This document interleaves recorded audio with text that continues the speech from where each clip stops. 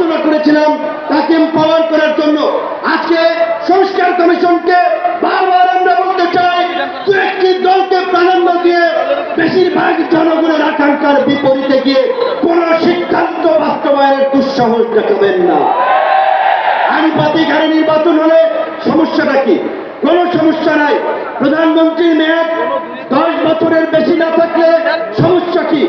আমরা অত্যন্ত যৌক্তিকভাবে এই কথাগুলো দফায় দফায় আলোচনায় তুলে ধরছি।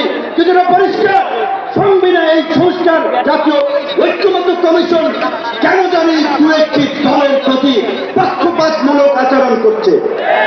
এই পিয়ার পদ্ধতি তাদের এজেন্ডাই বাদ দিয়ে তারা ঘুরাই দিল। পিয়ার থেকে উচ্চকক্ষ নিম্নকক্ষ চলে গেল।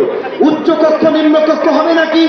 সমগ্র নির্বাচন পিয়ারের ভিত্তিতে হবে, সেটি রাজনৈতিকভাবে আজ ঐক্যমত্যে পৌঁছাতে হবে।